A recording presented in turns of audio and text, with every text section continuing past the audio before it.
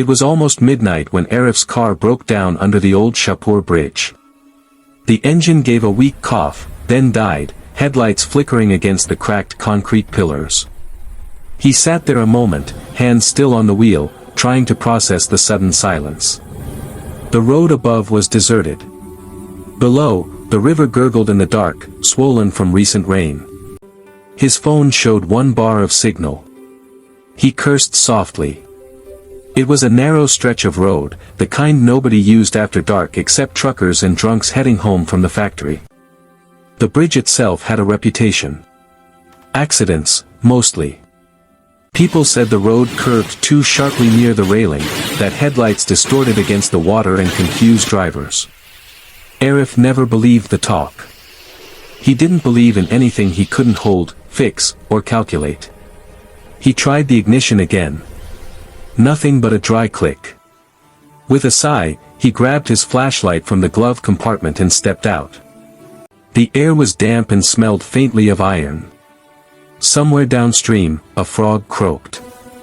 He popped the hood and leaned in. The flashlight beam shook slightly in his hand. The battery cable was loose. He reached to tighten it, but froze when he heard something scrape along the gravel shoulder. It sounded close. He straightened slowly, scanning the road. The beam caught nothing, just the empty asphalt, slick with mist. He waited, listening. The only sound was the faint hiss of water and his own heartbeat. "Hello?" he called out, voice uncertain. No answer. He told himself it was an animal. Probably a stray dog or a rat nosing around. He tightened the cable, slammed the hood, and climbed back into the car. When he turned the key, the engine caught on the second try. Relief swept through him, until his headlights flared against something standing on the far side of the bridge. A man. He stood half in shadow, soaked from head to toe, his clothes clinging like a second skin. His face was turned down, hair plastered across his forehead. Arif blinked, gripping the steering wheel. The man didn't move.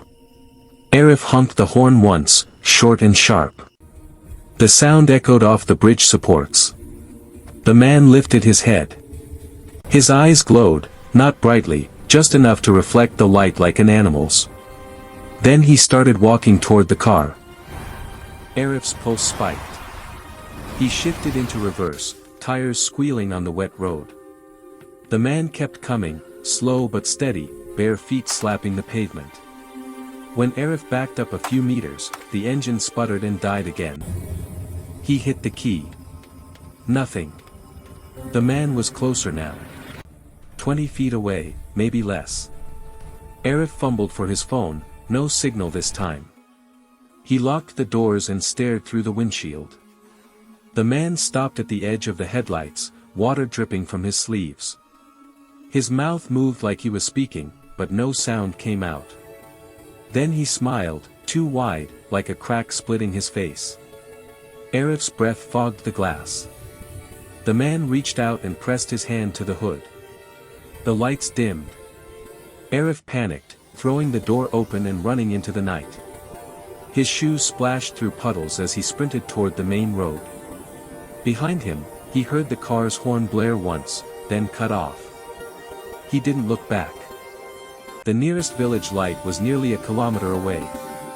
When he reached it, chest heaving, he pounded on the door of a roadside tea stall where a few men were still sitting half asleep. They looked up in surprise. "There's someone under the bridge," Arif gasped. He came out of the water. One of the men frowned. "You mean near Shapur?" "Yes." He touched my car." The lights went out. They exchanged glances. An older man set his cup down. "That bridge again," he muttered. Another laughed nervously. "Probably some drunk fisherman." "Sit down, brother. You look half dead." Arif didn't sit. He begged them to come see. After some hesitation, two agreed, grabbing flashlights. Together they drove back in one of their trucks. The air felt colder. When they reached the bridge, Arif's car was still there. The headlights were off. The driver's door hung open. Water pooled beneath it. But the seats were dry. One of the men walked ahead, shining his light along the railing. "No one here," he said. Then he paused. "Wait." He crouched and picked something up, a shoe. Arif's shoe. The one he'd lost while running. They followed a trail of wet footprints leading to the river's edge. The print stopped halfway down the slope, where the mud met the water. Nothing else. No splash marks, no drag lines. Just silence. The men turned back, uneasy. Arif stared at the black water. The reflection of their flashlights wavered on the surface, distorted by ripples that seemed to move against the current. Then, faintly, they heard a horn. It was distant, muffled, and came from beneath the bridge. The men looked at each other. One laughed nervously. Probably the wind. But Arif stepped forward, listening harder. The horn sounded again, short, desperate. His own car's horn. He leaned over the railing. Something pale floated just below the surface, rocking gently with the current. For a second he thought it was a bag. Then the light caught it, and he saw his own face staring up at him from the water, eyes open, mouth slack. He staggered back, choking on a shout. The others rushed to look, but when they peered down, the river was empty.